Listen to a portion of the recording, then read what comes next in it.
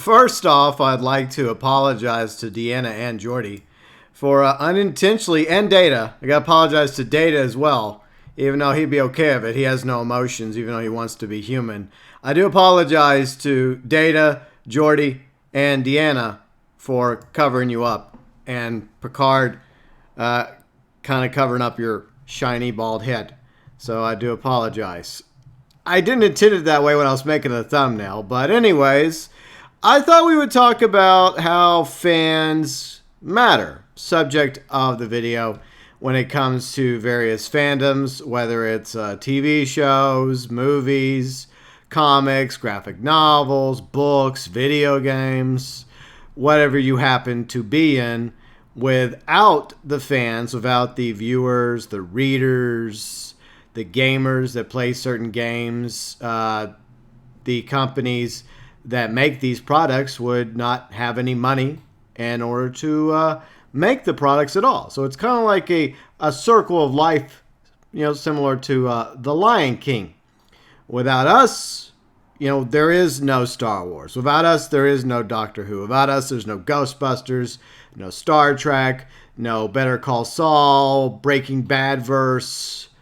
It is important to also recognize that there is a creation element that the writers and directors had in building these worlds, the characters and everything we've come to know and love, no matter what show or shows or video games, comics, movie franchises you happen to enjoy.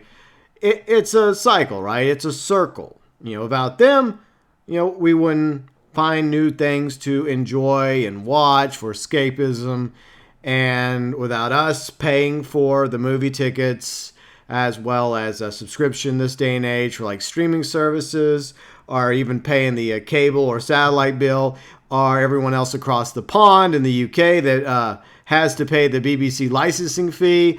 Without us, the fans, the customers, those that are in the filmmaking industry would not be able to actually have a career in order to make all this stuff that we enjoy. So I guess you could say it's supposed to be a symbiotic relationship, between the creator and the consumer, kind of revolving around each other like the moon and the earth. I guess that's a good comparison. So I'm not going to cite every single TV show, movie franchise that I happen to be into. Now, I'm probably going to leave video games off because one or two of you may know this. I do have a kind of a video game channel. It's over there in the featured channel section. But I think specifically, let's just talk about TV shows and film and things that I like and whatever you happen to like when it comes to various franchises. Feel free and let me know below in the comment section. Specifically, the ones that I threw up there on the thumbnail, like Doctor Who, as well as Star Wars, Star Trek, Ghostbusters, one of my favorite movies of all time, by the way, as well as Better Call Saul. A little different than everything else up here, but I still love the Better Call Saul Breaking Bad franchise and felt like putting it up here anyways because that seems to be one of the few shows right now that I'm actually still enjoying. And I think it's a good example of the creator, Vince Gilligan, and his team of writers actually respecting the world that they build, the lore, the characters, and how they're able to make Better Call Saul, which is a prequel to Breaking Bad, fit so well together as the two shows get closer and closer to connecting. That shows good writing. That shows creativity. That shows people that are actually passionate about what they're making for their loyal viewers and fans. So props to everyone behind Breaking Bad and Better Call Saul. You've created a great verse there, and I'm very proud of being the fan. And that's why I have Breaking Bad in the bottom right-hand corner as an example of the way it should be. Because obviously the crew, the cast, the writers, the executive producers, Vince Gilligan, all them, they appreciate their fans. They love their fans, and the fans love them. It's a love-love relationship because they understand how much these characters and the world that they built out in a fictional version of Albuquerque, New Mexico means to the fan base. And that's the way it should be with all TV shows and all movie franchises. And there was a time when it was. But unfortunately, as Hollywood has become bankrupt and run out of ideas and feels the need to continue to do remakes and reboots and reimaginings and all this nonsense, it's just strip mining franchises. And to make matters worse, where a lot of these shows and movies brought people together from all walks of life to enjoy Star Wars and the galaxy far, far away, or to boldly go where no one has gone before in Star Trek or Star Trek The Next Generation, Deep Space Nine. One of my favorites, actually, or even Voyager or Enterprise or some of the movies, as well as Doctor Who, which I would say is above all of these shows with 57 years of history to it.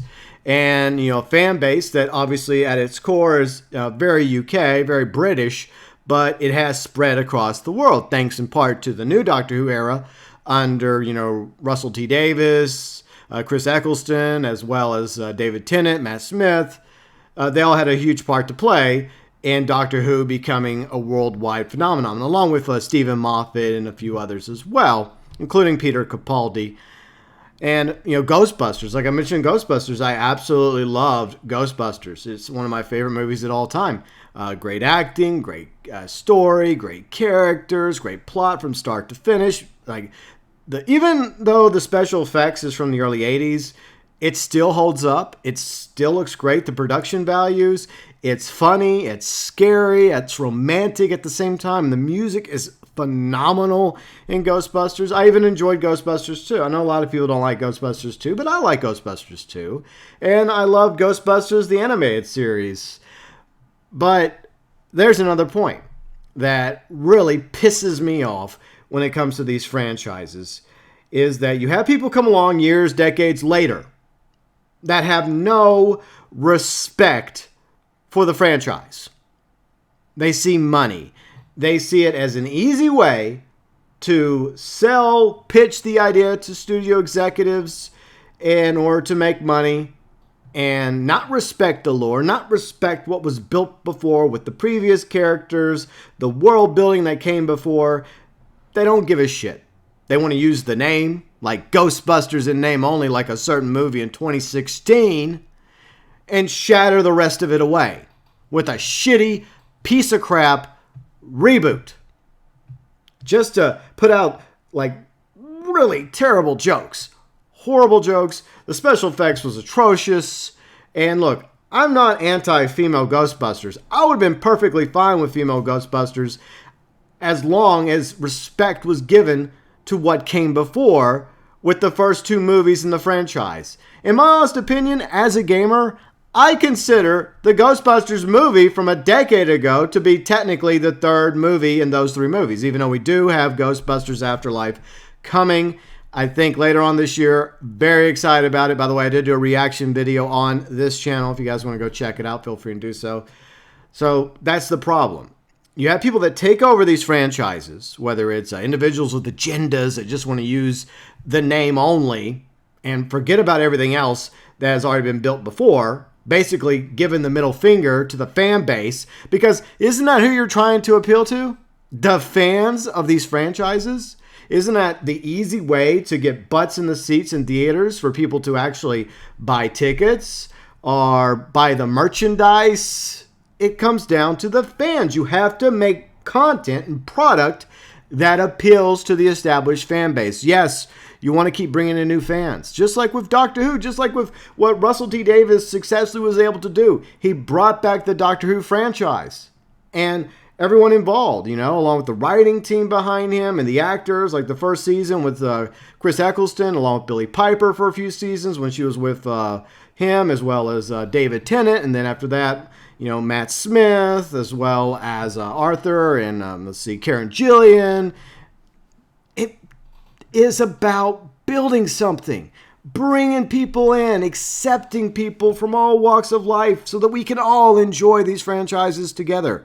Be it Ghostbusters, Doctor Who, Star Wars, Star Trek, whatever you happen to be into. There's so many great shows out there right now. I'm not going to go throughout the entire video naming every single show because we'd be here all night. And I probably wouldn't even cover most of them. But there are shows that have brought you together, your family together, your friends together. And there are shows that brought me together with other people that I enjoy talking about these shows with. Friends, family, loved ones. And these shows mean a great deal to us. I mean, yes, real life is obviously more important, but it's a great form of escapism. And the fans have invested a lot into these franchises. And all too often, it seems like most of the time, the showrunners, the writers that take over, whether it's Ghostbusters back in 2016, or recently with the Star Trek franchise, which is under Secret Hideout. Midnight's Edge has done some great videos on it. And the recent era, ERROR, of the Chibnall Jodie era of Doctor Who, does not respect the franchise that they have taken over. They have no respect at all. They have an agenda. They have a message they wish to put out there, where these shows brought people together, fans across all walks of life. A lot of these people are very divisive. And they obviously either A, don't know what the hell they're doing, or they just don't give a shit. And I did a review about the latest series of Doctor Who. The finale basically destroyed the lore, the backstory of the Time Lords and the Doctor franchise itself. And as a Whovian, I'm not an old school Whovian. I came in under the David Tennant era.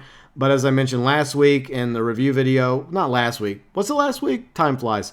But I did mention how I became a classic Whovian as well, because that allowed me the introduction into new Doctor Who at the beginning with David Tennant. I went back and I watched the first season under Eccleston. And then in between seasons, I wanted more Doctor Who. And so I started buying the DVD collections of classic Who's, like John Pertwee and Tom Baker and William Hartnell and Troughton, as well as Peter Davison and Colin Baker and Sylvester McCoy. I have a huge collection. I might have showed that off a week ago. But it's because of the new Who series that brought a lot of people to the franchise. Also brought back the old fans before that, but brought in a lot of new fans. And a lot of us new fans went back and watched the old ones and bought the old stuff. So the fans do matter. Writers and showrunners, executive producers and actors, actresses, everybody that's behind these shows and studio executives, the fans do matter. Because we're the reason why your shows make money.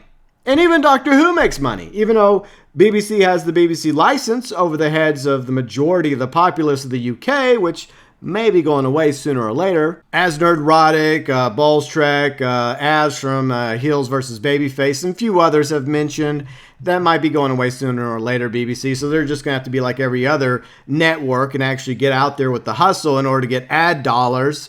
Because why do you think commercials from these companies are on TV shows? Why? Because they're trying to appeal to the viewers, whether it's sitting in front of a TV or in a theater, and before the commercial even starts, or the product placement in the movies themselves or TV shows. Why is it there? Because they want to reach the customers. The customers equal the fans, who will potentially buy that new car, or buy that can of soda, or go buy some pizza. Or when it comes to the shows themselves, a lot of them over the years and decades have made money off of various other means besides their shows and movies, like a few examples: posters, t-shirts, as well as action figures, coffee cups, stickers. I see so many people that drive around my city that have stickers of Doctor Who, Star Wars, Star Trek. The list goes on and on, as well as other collectibles and comics and books. And like I mentioned a moment ago, as a fellow gamer, I've bought plenty of Star Wars games over the years. I've bought Star Trek games. And if there was a really good Doctor Who video game out there, I'd probably check it out. And as I also mentioned, big fan of the Ghostbusters video game from a decade ago, and I consider it part of that trilogy. If they weren't going to make Ghostbusters Afterlife, at the very least, I feel like that Ghostbusters, the video game, would have been a fitting third movie to that franchise. But fortunately, we have Ghostbusters Afterlife coming in just a few months from now, so I'm happy about that. So yeah, it's the fans that pay for all this stuff out of their pockets, their dollars, their pounds, their euros, their yen, their yuan, whatever they spend currency-wise, they're the ones that buy the products. They're the ones that go watch your movies. They're the ones that pay the streaming service subscription for these unique shows on Netflix or Amazon or Disney Plus, Hulu, wherever. Or, more basic, to like the cable bill, the satellite bill. Once again, it goes all the way back to the customer, equal fan. So I just don't understand why you have people that come into these shows that are given control over these beloved franchises instead of just going and creating their own original content, their own IP, which would be fine by me. I mean, you have a right to create whatever you want to create and have the characters you want to have in the world you wish to build. If it's yours, it's yours.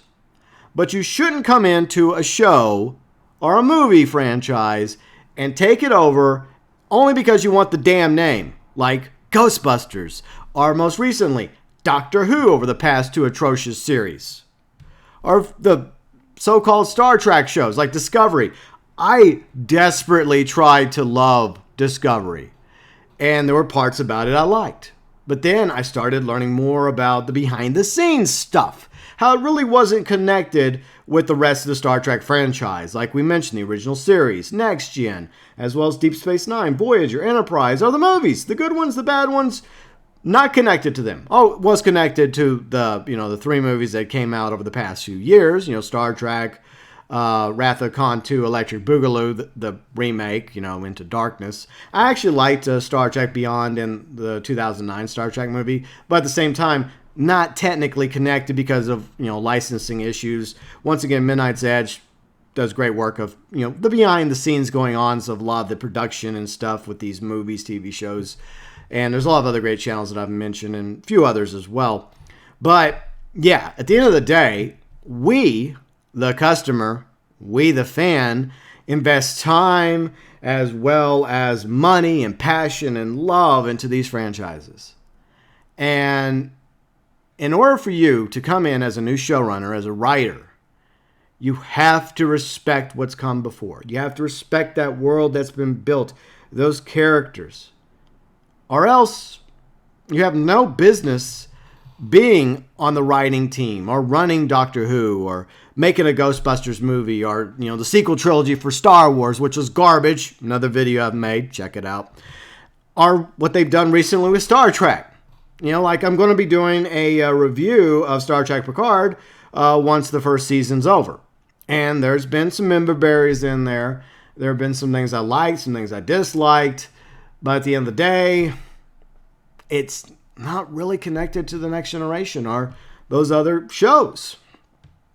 It's sad. I mean, they got Sir Patrick Stewart in there, and they bring in some other characters that we know, like Data, Deanna, Riker. They brought in Hugh and even 7 and 9 from Voyager. But at the same time, it's just about the member berries. It's about the nostalgia that they try to hook you with, and overall, everything else is crap. Everything else is crap. It's Star Trek in name only. Just like Doctor Who has become Doctor Who in name only. Just like Ghostbusters 2016. Ghostbusters in name only. And sadly, the sequel trilogy of Star Wars is Star Wars in name only. Because it was the same mistake made over and over again. Whoever bought this franchise from George, certain mouse, squeaky mouse, yes, that, they didn't put the right people in charge. I know George is partially responsible for that. He's the one who had Kathleen Kennedy in charge of Lucasfilm. But Kathleen Kennedy has dropped the ball so many times with Lucasfilm and with Star Wars. It's just sad that she still has a job. And not only that, she still probably gets a pretty good paycheck.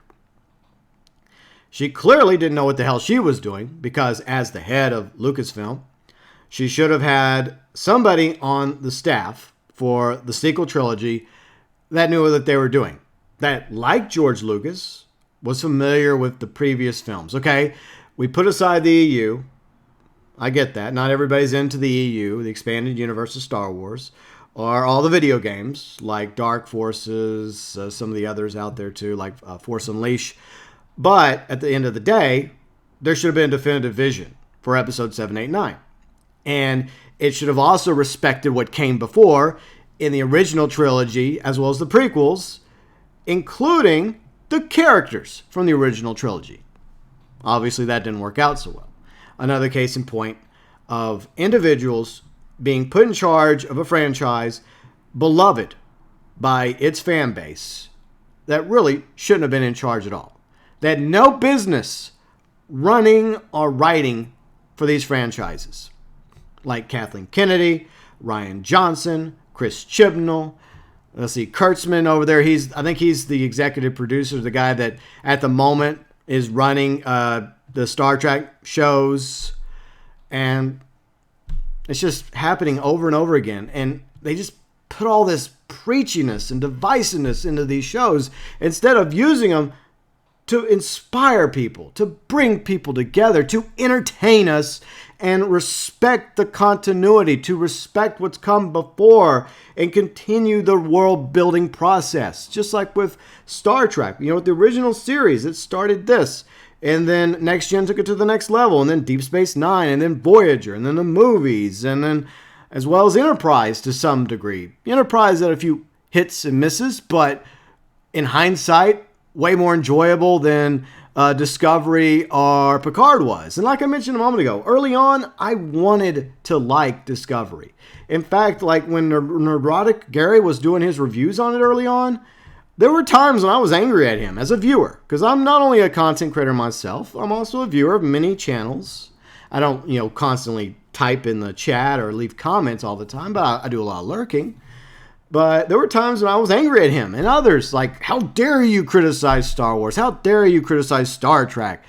But eventually, I too started breaking, from the mold, and realizing that, it might say Star Trek, but is it really Star Trek? Especially in the current shows like Discovery and Picard, when they throw F-bombs in. Look, I cuss all the fucking time. But Star Trek should be above that. It's set in the future, a higher form, where humanity has come together and put aside our petty differences. Maybe it's not a utopia, but it's way better than it is now.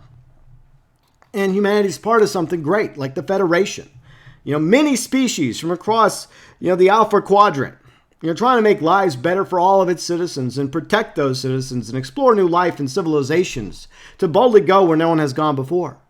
There's rivalries, there's issues at first with the Klingons and the Romulans, and then later on the Cardassians and the Borg and various other factions here and there. But at the end of the day, the message of Star Trek was always hopeful. It doesn't feel that way now. It feels more dystopian, especially in Picard. It doesn't feel like the 24th century. It doesn't have to be perfect, but I hate to say it doesn't feel like Star Trek. And I'm okay with things changing. But it's just like Matt Smith's doctor said near the end of his cycle. It's okay to change. We're changing every day of our lives, but don't forget who you were before. Don't forget the person you were. Don't forget what came before when it comes to the franchises, writers and executive producers and showrunners. And that's something that is being neglected. They'll bring things out to give you the member berries and the nostalgia. And I should have put South Park on there as well, because I'm also a huge South Park fan. And that's another point. Matt and Trey have been running South Park since the very beginning back in the 90s. Now, there are people that will debate on whether or not it's as good as it used to be. It's had ups and downs. It's had some bad episodes. But at the end of the day, it was still South Park, because it was still the same team that have run the show since the beginning. The same minds behind it, who know their characters, who know their world. And I don't always agree with their show, with their point of view, and that's fine. But I'm still a hardcore South Park fan. And I also love the games, by the way, Fractured Butthole as well as Stick of Truth. Hopefully they're working on a third one of Ubisoft. I'll definitely buy it if that happens. But that's the difference. Matt and Trey are South Park. And their writing team are South Park. And I'm sure everybody at their studio is passionate about that franchise. just like the fan base is. And like I mentioned at the beginning, it's symbiotic. Without the fan base for South Park, Matt and Trey wouldn't be multimillionaires now. And they wouldn't be able to afford to have that staff that works for them. So, obviously, I'm sure they are grateful to the fans that watch new episodes, that buy seasons on DVD and Blu-ray and digital download, as well as South Park t-shirts and the video games like I mentioned a moment ago, and other content. Not just for South Park, but for all these other shows we've talked about today. It is symbiotic. If you want a show or a franchise and IP to be successful, especially a long-running show like Doctor Who, Star Trek, as well as Star Wars, you have to respect what's come before. It's about continuity. It's about the lore, the characters. It's about not having our beloved franchises destroyed, like with what happened with Doctor Who last week, or that junk garbage that was the sequel trilogy. I mean, it's a good thing they had The Mandalorian. Even though that's not perfect, it still feels more Star Wars than that garbage of the sequel trilogy, as I mentioned. And, Clone Wars, I'm enjoying Clone Wars final season. But at the same time, that's because the people behind Clone Wars and behind Mandalorian, like Filoni and Favreau, actually care about the franchise. They do. And it's one reason why the MCU was successful, right? Because you had Kevin Feige there, you had Favreau as well from the beginning. He directed the first Iron Man along with, Robert Downey Jr. And from that, they built up the MCU because they actually cared. Because they saw the potential, the world building. They went from Iron Man to eventually Avengers Endgame. Now, whether or not the MCU continues to be successful or seeing better days remains to be seen. Maybe it will, maybe it won't. Maybe there'll be hits and misses along the way. But you can't deny the fact that up until a point, there was love and care and passion built into the MCU. Out of respect for the comics, for the graphic novels. Maybe not 100% perfect, but obviously the MCU was built by fans of Marvel Comics. And I'm a guy that's clearly, I don't know if you can see it, I'm a DC guy. I'm a huge Batman fan. But I'm also a Marvel guy. And I grew to love these characters. Captain America, and Iron Man, Thor, as well as Black Widow, and all the others that have been brought in to the MCU, with one or two exceptions. But at the same time, it comes down to making something that fits with the world you're building, the characters connecting, the stories working, whatever world that happens to be in, whether it's the MCU, the Dark Knight trilogy, or going back to the 90s with Batman the Animated Series, which built its own expanded universe with Superman the Animated Series, Batman Beyond, the Justice League shows, all that connected together. Bruce Timm, Paul Dini, and the others behind that team, along with Kevin Conroy and Mark Hamill. Great job. Fantastic. So that's what it comes down to. Actually respecting not only the content that you're working on, especially established franchises like Batman, the DC-verse, which has been a lot of hit and miss lately. Well, more miss than hit. We'll see how that goes. But, like the MCU and a few of these examples that I've cited. We could go on, but I think most of you get the point. Whoever's in charge of the BBC needs to fire Chris Chibnall and the writing team and get rid of Jodie, regenerate her, and bring somebody else in. Bring in a new doctor, bring in a showrunner that actually gives a shit about Doctor Who. Now, Sasha as the master, I'm fine with. I thought he did a good job. I try not to be too critical of the fam, the actors and the actress that played Yaz. I think they could have been written better, and maybe that's not their fault. Maybe they did the best with the material they had. And as I pointed out in the Doctor Who review last week, the fact that you had 3 companions meant less time for each of them to build as characters. When in New Who, for the most part, and even a lot of times during the classic Who, it came down to the Doctor and one companion with a few exceptions. Like, John Pertwee with Joe Grant. Then, John Pertwee with one of our favorites of all time, Sarah Jane Smith. Before she was with Tom Baker, she was also with John Pertwee's third Doctor. And she's one of my favorite companions from the classic era and from the new era. Along with Rose and Martha and Donna, and as well as, Clara. Clara was fine at first, but then she went downhill. But I think that's the problem is she just stayed on too long. They kept her on too long. They should have bowed her out a season prior. But also, don't forget Amy and Rory. I loved Amy and Rory. I loved River's song. It's about the fans loving the world that you build and the characters and giving a damn for them and them all actually connecting together. And the way they tried to do a member berry in the last season of Doctor Who by bringing in Captain Jack briefly. Ever so briefly.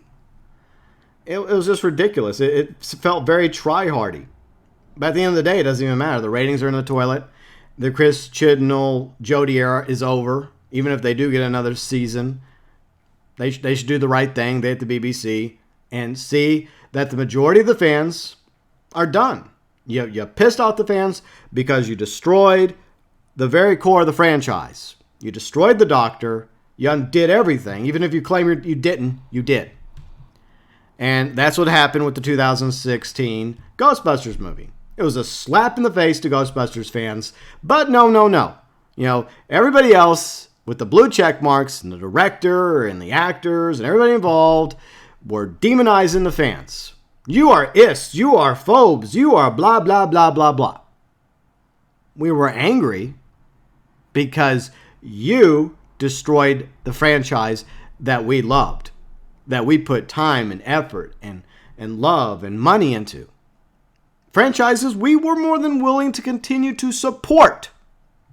And like I said, with Ghostbusters, I had no problem with female Ghostbusters as long as what came before was respected.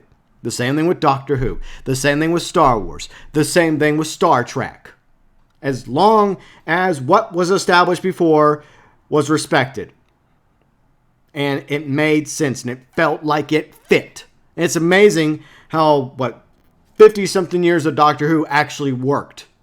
From the classics, which were different eras, by the way. And the individual that pushed for the Doctor Who series, you want to talk about inclusiveness and diversity, was a woman. That's right. The first showrunner, Doctor Who, was a woman. Wow. And one of the strong companions of the Doctor at the beginning. She was a woman. Actually, two women, Susan and Barbara. So there. It's just sad because you see an example in Doctor Who where a show took a break at the end of the 80s. They tried to bring it back in the 90s. And then when Russell T. Davies came along with Chris Eccleston, and they made it work. They respected what came before. And that was a pretty tall mountain to climb. But Russell T. Davies did it. His writing team did it.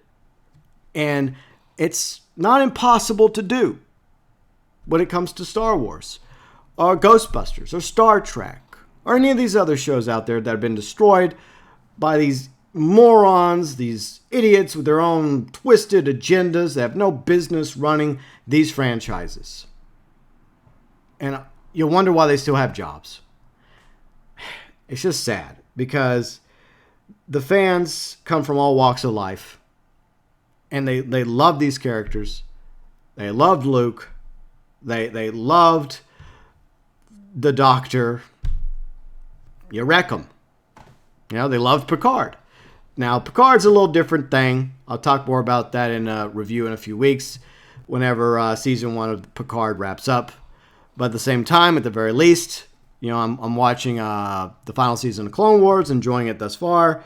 And, of course, the new season of Better Call Saul. So even though I have to get through Picard, which isn't as bad as this past season of Doctor What, it's still more misses than hits. And a lot of those so-called hits are small moments. Like Picard and Hugh having a moment, or nostalgia member berries with Data, as well as, like I talked about a moment ago, Deanna and Riker showing up. And 7 and 9. But At the end of the day, I don't really feel like Picard was necessary. And I don't feel like what Chibnall's done with Doctor Who was necessary. And I, once again, was not against a female doctor, as I pointed out in the review. Just like I wasn't against female Ghostbusters. Just have a nice passing of the torch there. Respect the previous characters. Respect the lore that was already built. Because at the end of the day, that's what's going to help bring fans in. That's what brought fans into Doctor Who when they relaunched it over a decade ago in the 2000s, was the established Doctor Who fan base, excited for the show's return. And from there, they built on it. The same thing could have happened with the 2016 Ghostbusters, but they failed. Fortunately, a second chance has come with Ghostbusters Afterlife, which seems to be way more faithful, especially with Ivan Reitman's son, Jason Reitman, running the show, and a lot of the cast members from the original movies coming back. It feels like it might actually get the Ghostbusters franchise back on track. And yeah, it's going to be a passing of the torch, the way it's supposed to be, but respecting the past canon, respecting the world, the lore, and the characters that came before. It's that simple. Doesn't matter what the show is. You see examples of it being done right by South Park, hits and misses, but overall solid, as well as the Better Call Saul Breaking Bad universe. Way more hits than misses on that show. Those two shows, by the way. But they feel like they're one and the same. There's just so many examples up there of shows being ran properly, and then shows that were run properly, then the wrong people come in and take over, and then they screw it up. And, recently, the past couple seasons, The Walking Dead has had a comeback because of what's her name? Angela Kang? Like, when she took over, Walking Dead was on the ropes. People had abandoned that show. It was almost dead. But she came in and she brought it back because, obviously, she gave a damn about the franchise. She was the right person to run it. And it's a lesson. All these examples. For studio executives and those at the top, you have to make sure that the individuals you get to run these shows and the writers on the shows actually know what the hell they're doing and respect the franchise that you have them coming in and working on. And I'm not asking for them to be hardcore fans of these shows, but to respect them, to do your research. Jodie Whittaker didn't even bother. She only watched a few Doctor Who episodes, and then she got too intimidated. I don't even think Matt Smith was a Doctor Who fan, but unlike Jodie Whittaker, he actually went and watched a whole bunch of Doctor Who. He became a fan. And he's one of my favorite new Doctors. I put him almost side by side with David Tennant's performance. I love both of them. So, we don't expect the actors or the actresses to become fans as well. It's cool when they do. Like Mark Hamill's a huge comic book nerd and a sci-fi geek just like a lot of us. But like with Patrick Stewart, he's a great performer. He's a great actor.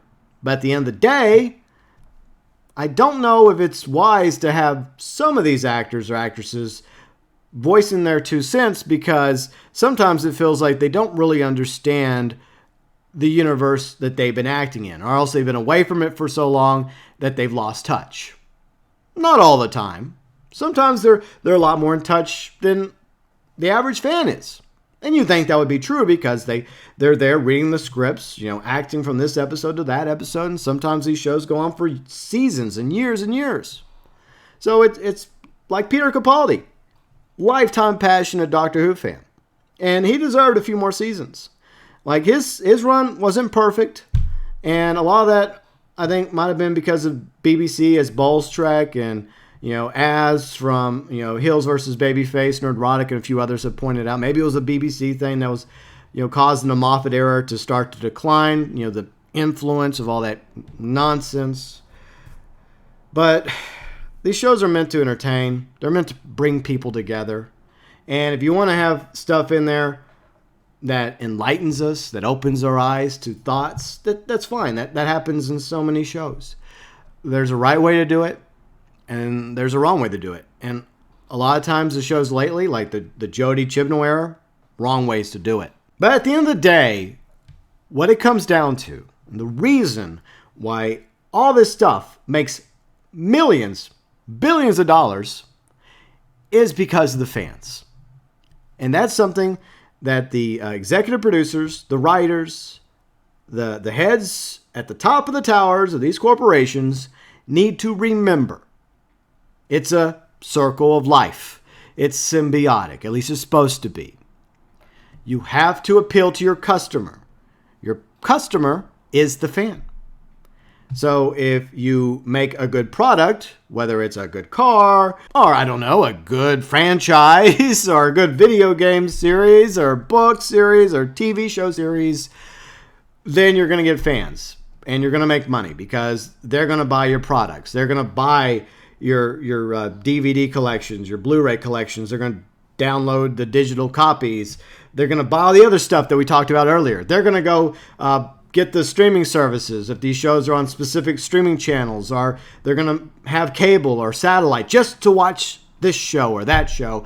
Or if it's a movie franchise, they're going to go buy the tickets and sit in the theater and watch it once, twice, maybe a few times while it's in theaters. At the end of the day, you got to start respecting the fans and stop taking them for granted. Stop angering them, stop upsetting them, and get people running these shows and franchises that know what the hell they're doing. If you keep going down this path, more of these shows are going to go away. Doctor Who will go away, Star Trek will go away, Star Wars will go away. The list goes on and on. Fans will gravitate towards good quality content. Not all the time because we have reality shows, but at the same time, when it comes to these franchises and other franchises out there that have fan bases for years and decades, if you nurture it and take care of it and grow it, then you will be rewarded. Just like in a movie Once Upon a Time, if you build it, they will come.